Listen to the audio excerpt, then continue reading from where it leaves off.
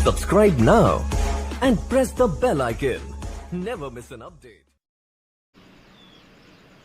नमस्कार साथियों, स्वागत करता हूं सभी का इस YouTube चैनल पर जिसका नाम है स्टडी विद पीएन लोधा।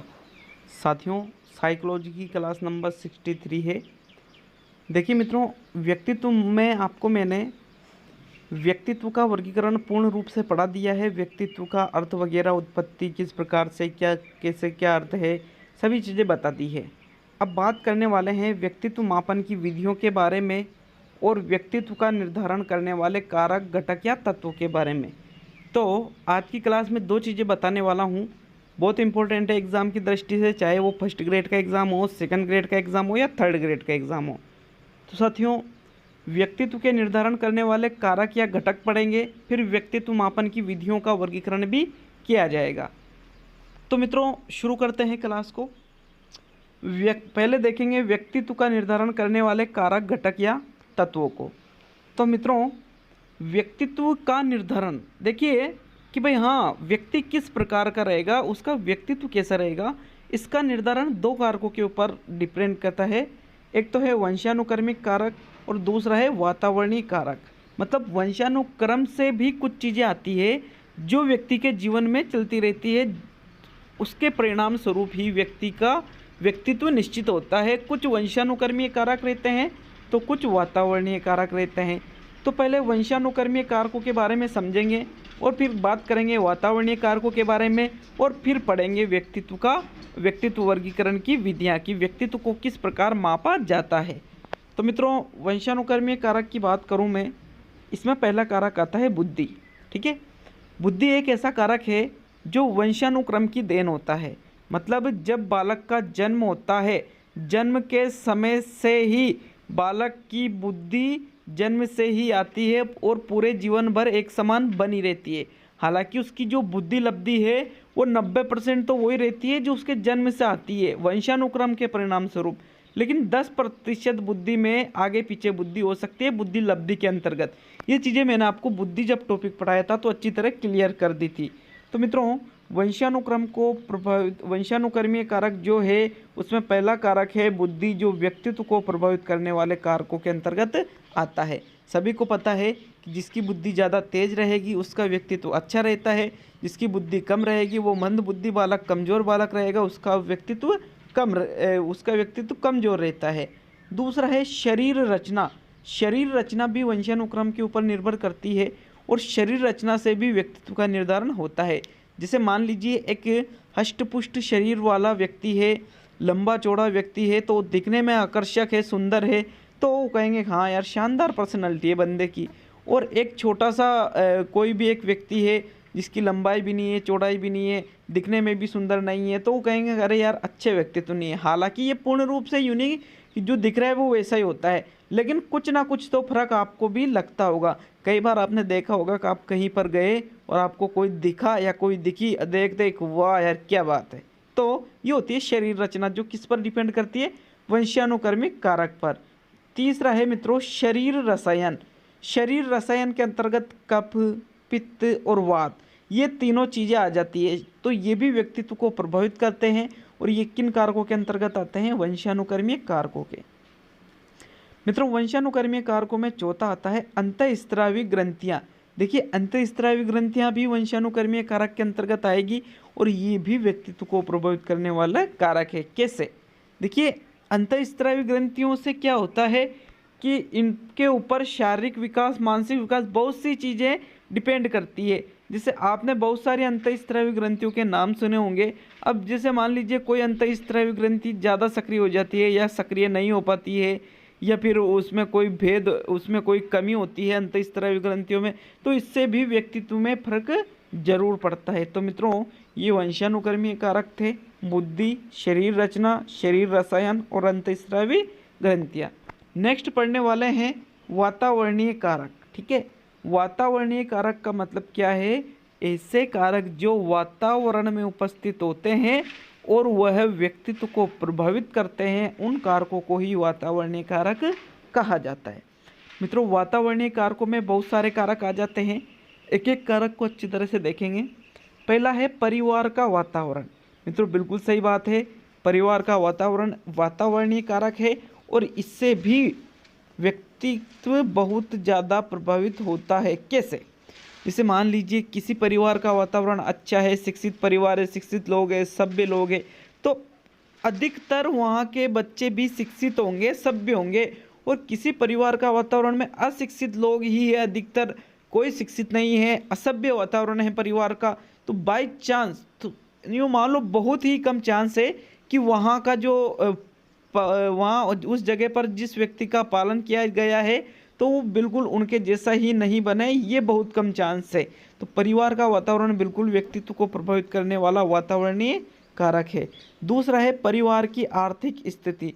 मित्रों, आपने देखा होगा कि जिस परिवार की आर्थिक स्थिति अच्छी होती है उसमें भले कम बुद्धि वाला बालक हो, वो भी अच्छा व्यक्तित्व उसका मान लिया जाता है। तो ये भी सभी को पता है कि आर्थिक स्थिति कितनी अच्छी तरह से व्यक्तित्व को प्रभावित करती है। नेक्स्ट है परिवार का शैक्षिक स्तर। बता दिया था कि परिवार पढ़ा लिखा होगा तो उससे भी व्यक्तित्व जरूर निर्धारित होता है। अगला आता है मित्रों सभ्यता, संस्कृति और धर्म। सभ्यता, संस्कृति और धर्म भी व्यक्तित्व को प्रभावित करते हैं। जैसे अपन यहाँ पे हिंदुस्तान में, भारत में रहने वाले लोग हैं तो हमारी जो सभ्यता है, संस्कृति है, धर्म है, उसी के अकॉर्डिंग अधिकतर अपना व्यक्तित्व होता है। लेकिन आप विदेश में जाइए, विदेश में वो चीज़ें आसानी से सबके सामने की जाती है जिन पर यहाँ पर प्रतिबंध है, जिनको लोग समाज में गलत मानते हैं। तो मित्रों ये होता है सभ्यता, संस्कृति और धर्म के कारण व्यक्तित्व प्रभावित। नेक्स्ट है समाज का वातावरण। मित्रों ये भी बिल्कुल सही है, समाज का वातावरण भी व्यक्तित्व को बहुत ज़्यादा प्रभावित करता है। जन्म क्रम। अब जन्म क्रम कैसे प्रभावित करता है? देखिए कि जिस बालक का जन्म सबसे पहले होता है, मतलब अगर बालक का जन्म प्रथम नंबर पे हुआ, फिर कोई बालक है उसका जन्म दूसरे नंबर पे, कोई बालक है उसका जन्म तीसरे नंबर पे, कोई बालक है उसका जन्म चौथे नंबर पे हुआ, तो मित्रों एक बात ये बिल्कुल स्पष्ट हो चुकी है कि जिस बालक का जन्म पहले होता है उसका व्यक्तित्व ज़्यादा अच्छा रहता है। तो मित्रों इस प्रकार यहाँ पर जन्म क्रम भी वातावरणीय कारकों के अंतर्गत आ जाता है। क्योंकि देखिए पहले बालक का लालन पोषण अच्छी तरह से कर लिया जाता है अच्छे, लेकिन जब संख्या इनकी अधिक हो जाती है तो फिर उनमें के कमी आती है, पैसों की, कई चीज़ों की समस्याओं का सामना करना पड़ता है। इसलिए जन्म क्रम भी वातावरणीय कारकों के अंतर्गत ही आता है। नेक्स्ट है जनसंचार माध्यम। देखिए पहले के टाइम पर जनसंचार माध्यम में एक खत लिखते थे, कई दिनों में वो पहुंचता भी था या नहीं पहुंचता था। आज ऐसा टाइम है तुरंत कॉल किया और बात होगी। तो ये भी व्यक्तित्व को प्रभावित करने वाला प्रमुख कारक है। तो मित्रों मैंने आपको एक एक कारक बताया है। अब बात करने वाले हैं व्यक्तित्व मापन की विधियों के बारे में। तो साथियों एक एक विधियों को मैं पढ़ाने वाला हूँ। मित्रों व्यक्तित्व मापन की विधियों को मुख्य रूप से दो भागों में बांटा गया है, प्रक्षेपी विधियाँ और अप्रक्षेपी विधियाँ। जो प्रक्षेपी विधियाँ हैं उनको अंग्रेजी में प्रोजेक्टिव मेथड कहते हैं और जो अप्रक्षेपी विधियाँ हैं उनको अंग्रेजी में नॉन प्रोजेक्टिव मेथड कहते हैं। साथियों जो प्रक्षेपी विधियाँ हैं वो व्यक्ति के अचेतन मन का अध्ययन करती है, जबकि जो अप्रक्षेपी विधियाँ हैं वो व्यक्ति के चेतन या अर्धचेतन मन का अध्ययन करती है। तो सभी को याद होना चाहिए कि प्रक्षेपी विधियाँ कौन से मन का अध्ययन करती है? चेतन मन का। अप्रक्षेपी विधियाँ कौन से मन का अध्ययन करती है? चेतन या अर्धचेतन मन का। तो अगर दिमाग में आता है कि सर प्रक्षेपी विधियाँ क्या होती है ये, तो ऐसी विधियाँ जिनसे अचेतन मन का अध्ययन किया जाता है उनको ही प्रक्षेपी विधियाँ कहते हैं। इनको प्रोजेक्टिव मेथड के नाम से जाना जाता है अंग्रेजी में। और ऐसी विधियाँ जो चेतन या अर्धचेतन मन का अध्ययन करती है उनको ही अप्रक्षेपी विधियाँ कहा जाता है। मित्रों इसको क्या कहते हैं अंग्रेजी में? Non projective method. तो पहले प्रक्षेपी विधियों को देखेंगे, क्योंकि यहाँ पर जगह कम थी तो मैंने अप्रक्षेपी विधियों के लिए अलग से सारणी बना दी है। साथियों प्रक्षेपी विधियाँ मुख्य रूप से 6 प्रकार की है, एक एक को मैं पढ़ाने वाला हूँ। पहली है रोरशार स्याही धब्बा परीक्षण आती है, दूसरी आती है टेट, तीसरी आती है केट, चौथी आती है WAT वेट, पांचवी आती है सेट SCT और छठी आती है खेल नाटक ड्रामा परीक्षण। मित्रों टेट को थिएमेटिक एप्रिसिएशन टेस्ट कहा जाता है, केट को चाइल्ड एप्रिसिएशन टेस्ट कहा जाता है, वेट को वर्ड एप्रिसिएशन एसोसिएट टेस्ट कहा जाता है और SCT को सेंटेंस कंप्लीटेशन टेस्ट कहा जाता है। तो मित्रों एक एक ये जो 6 विधियां हैं यहाँ पे है, ये प्रक्षेपी विधियां हैं और इनको बिल्कुल ही अच्छी तरह से पढ़ाने वाला हूँ। एक एक विधियां 100% समझ में आएंगी, एक भी प्रश्न गलत नहीं हो सकता अगर वीडियो पूरा देखते हो आप। तो मित्रों ये अचेतन मन का अध्ययन करती है, इसलिए इन सभी विधियों को प्रक्षेपी विधियों के अंतर्गत रखा जाता है। नेक्स्ट देखेंगे अप्रक्षेपी विधियां, ये क्या होती है। देखिए मित्रों जो अप्रक्षेपी विधियां हैं, अप्रक्षेपी विधियां नॉन प्रोजेक्टिव मेथड जो चेतन या अर्धचेतन मन का अध्ययन करती है, इनको मुख्य रूप से 3 भागों में वर्गीकृत किया गया है। अतरंग विधियां, बहिरंग विधियां और मनोविश्लेषणात्मक विधियां। जो अतरंग विधियां हैं इनको आत्मनिष्ठ या व्यक्तिनिष्ठ विधियां भी कहते हैं, और जो बहिरंग विधियां हैं उनको वस्तुनिष्ठ विधियां भी कहते हैं। जो अतरंग है, आत्मनिष्ठ है या व्यक्तिनिष्ठ है, इनको अंग्रेजी में कहा जाता है सब्जेक्टिव मेथड। जो बहिरंग है इनको कहा जाता है ऑब्जेक्टिव मेथड। जो मनोविश्लेषणात्मक है वो इनको कहा जाता है साइको एनालिटिक मेथड।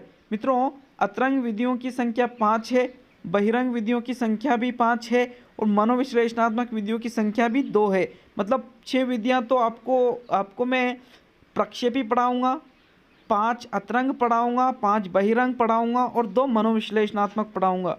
तो देखिए जो अतरंग विधियां हैं या जो सब्जेक्टिव मेथड है, ये है अनुसूची या परिसूची, आत्मकथा, इतिहासगाथा, साक्षात्कार और प्रश्नावली। ये 5 तो सब्जेक्टिव मेथड है। और फिर बहिरंग आती है, ये भी 5 है। परिस्थिति परीक्षण, सिचुएशन टेस्ट जिसको कहा जाता है, निष्पत्ति परीक्षण जिसको परफॉर्मेंस टेस्ट कहा जाता है, निर्धारण मापनी जिसको रेटिंग स्केल कहा जाता है, प्रेक्षण या निरीक्षण विधि जिसको ऑब्जर्वेशन मेथड कहा जाता है, और समाज मिति विधि जिसको सोशियोमेट्री के नाम से जाना जाता है। और फिर मनोविश्लेषणात्मक या साइको एनालिटिक मेथड में आता है स्वप्न विश्लेषण विधि और स्वतंत्र शब्द साहचर्य विधि। तो मित्रों कोई भी टेंशन लेने की जरूरत नहीं है, आपको बस ये जो 2 सारणियाँ मैंने बताई है इनको अच्छी तरह से नोट कर लेना है। एक एक को कंप्लीट में कराने वाला हूँ। मित्रों बहुत ही जल्द टीचिंग मेथड में आपके संस्कृत की शिक्षण विधियाँ पूरी हो चुकी है, तो इसके बाद में आपके उद्देश्य का टॉपिक आज से चालू करने वाला हूँ। उद्देश्य एक ऐसा टॉपिक है जो सभी सब्जेक्टों में आता है, दोनों लेवल के लिए उपयोगी है। ठीक है, उद्देश्य ये यूँ नहीं है कि ये संस्कृत की विधि है, ये हिंदी की विधि है, ये सामाजिक की है या गणित की है या विज्ञान, ऐसा नहीं। ये प्रत्येक सब्जेक्ट में प्रत्येक लेवल के लिए उपयोगी टॉपिक है। अतः इस टॉपिक को, इस वीडियो को जरूर देखें, ये एक इम्पोर्टेंट टॉपिक है। तो दोस्तों ये टॉपिक भी इस वीडियो के बाद में आ जाएगा। शिक्षण विधियों की क्लास नंबर 63 आज ही आने वाली है। ठीक है, मिलते हैं अगले वीडियो में।